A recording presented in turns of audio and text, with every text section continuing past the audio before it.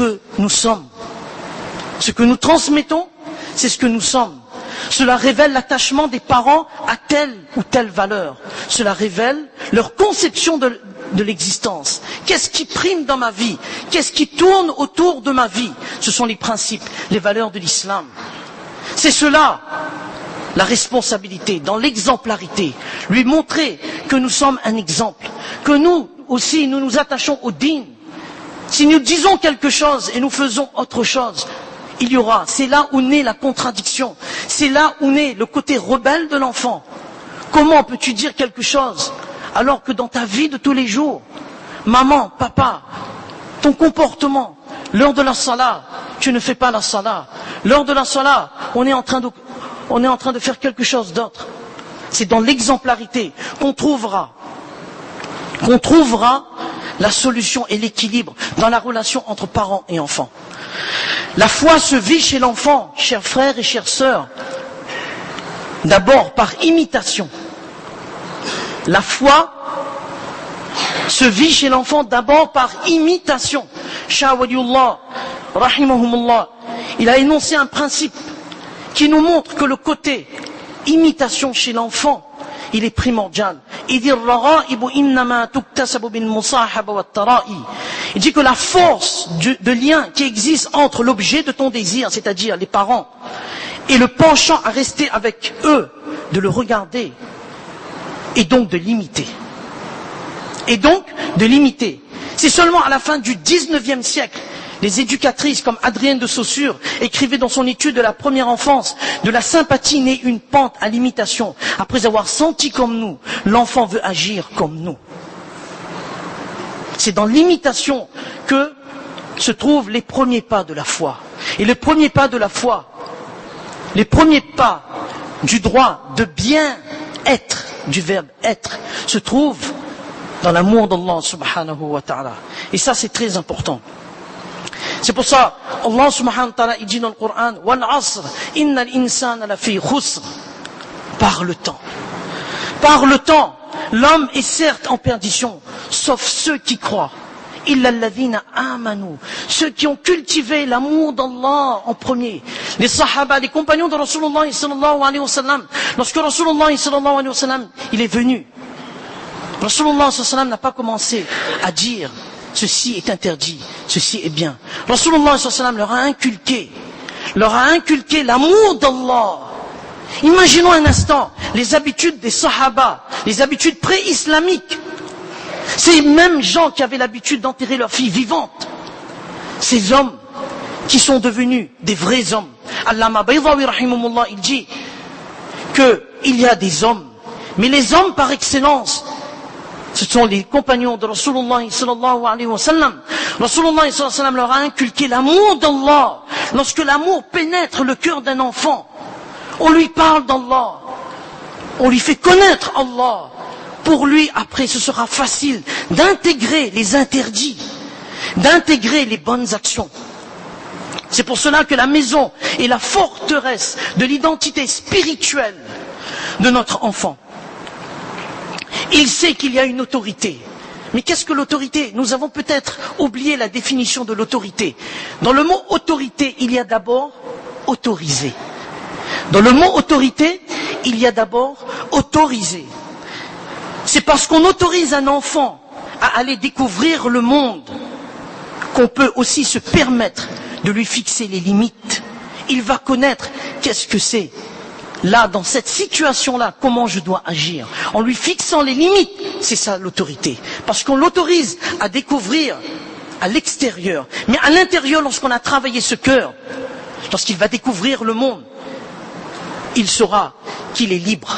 Parce que derrière cette autorité, il va à la conquête de sa liberté. Et la liberté, la définition parfois on oublie, la liberté, la définition de la liberté, c'est originellement la liberté veut dire préserver, laisser quelque chose reposer dans sa propre nature en la protégeant. Kullu mawloudin yuladu ala al-fitra. La fitra, c'est-à-dire la prime nature d'un enfant, la nature première d'un enfant, c'est de connaître Allah. Et la liberté consiste justement à préserver cette nature saine, cette nature qui est propice à connaître Allah, à aimer Allah. Et c'est en lui montrant les limites dans cette autorité effective qu'on trouvera notre équilibre dans la relation avec notre enfant. C'est pour ça que Rasulullah sallallahu alayhi wa sallam il a dit « Al-khayru aada wa sharru lajaja » Lorsqu'un enfant il a eu l'amour d'Allah, on lui a inculqué l'amour d'Allah. Maintenant, lorsqu'il atteint l'âge de la puberté, il a été habitué à un certain environnement où on parle d'Allah, où il y a cette présence parentale qui est là pour l'encourager à connaître Allah. Lorsqu'il devient pubère, cet enfant, même s'il commet un péché, il reconnaîtra que ça c'est un péché, que ce n'est pas quelque chose de normal. Il y a quelque chose qui ne va pas. Cela est contraire à la loi d'Allah, à l'amour que j'éprouve pour Allah. Il saura toujours que ça c'est un péché. Et il saura toujours que pour réussir ma vie personnelle, je n'ai pas à me tourner vers les choses illicites. C'est ça, l'amour qu'on a inculqué, al-khayru aada. C'est-à-dire que l'enfant, lorsqu'il part à la dérive, mais avec cette habitude qu'on lui a inculquée, l'amour d'Allah, il reviendra toujours. Toujours il reviendra. Il fera toujours marche arrière. Wa sharru lajaja. Et lorsqu'on n'a pas pris cette habitude de lui inculquer l'amour d'Allah, c'est là où le respect envers nous, qui est un des droits des parents, le respect envers nous, il n'y aura plus ce respect. Il n'y aura plus ce respect.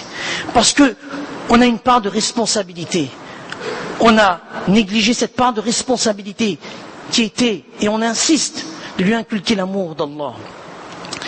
Et lorsqu'il a été inculqué avec l'amour d'Allah, maintenant lorsqu'il va connaître une vie extérieure à l'école, son groupe, le groupe d'amis qu'il va choisir aussi, son attachement au groupe va servir la base d'une bonne éducation. Il a reçu une bonne éducation, ce groupe, il va regarder si cela est conforme aux valeurs de l'islam.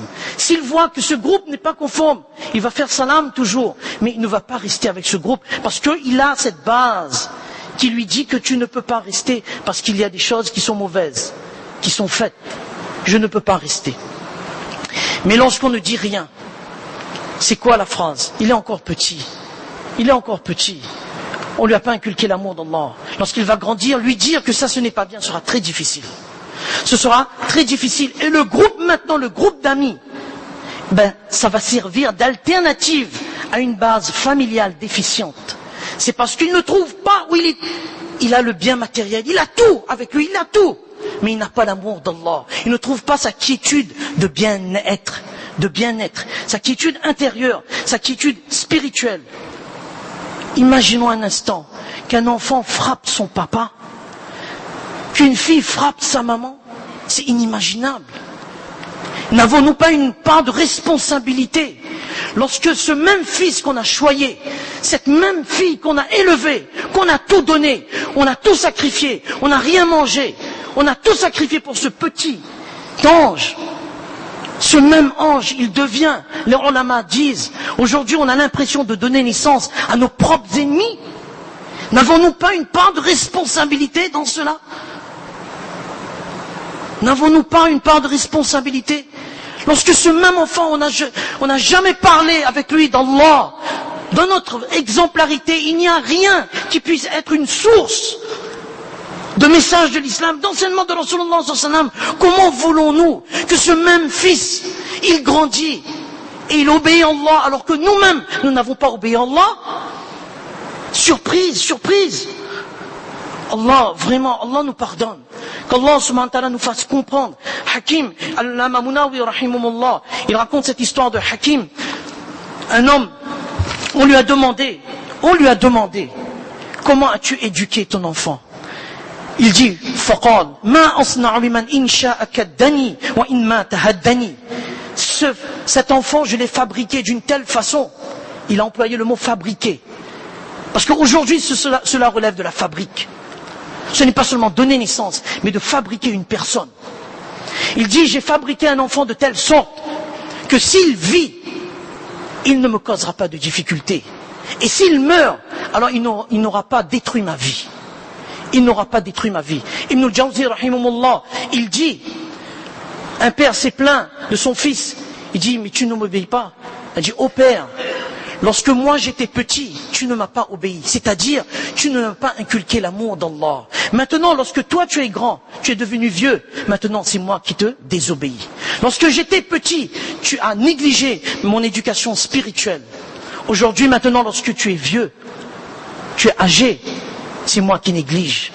C'est moi qui te néglige. Qu'Allah subhanahu wa ta'ala nous donne tous la compréhension de ce qu'on vient de dire. Qu'Allah fasse que cet équilibre relationnel entre parents et enfants se trouve dès le départ même, son droit de bien-être. Il y a son droit de bien-être, du verbe naître, mais il y a son droit de bien-être. Et lorsque on aura fait ce travail, on aura fini notre responsabilité. Maintenant, demain, quel que soit le chemin qu'il va prendre, mais au moins, on aura eu ce cœur tranquille d'avoir éduqué cet enfant. Et lorsqu'on va quitter ce monde, c'est ce même fils, cette même fille, qui va faire droit pour nous, dans notre tombe. Et cet investissement-là, ce sera meilleur. Alors, avant qu'on puisse pleurer, pourquoi ce fils, avant qu'arrive ce moment-là, il faut justement préparer cette base de l'amour d'Allah. Ne pas faire bad dua. Aujourd'hui, on invoque en défaveur de notre fils, de notre fille, mais n'avons-nous pas une responsabilité dans cette éducation-là? Qu'Allah subhanahu wa ta'ala donne tous sa compréhension de ce qu'on vient de dire. Amin. Wa akhiruna da'wana alhamdulillahi rabbil alamin. Jazakumullahu khaira, ahsan al-jaza de votre écoute.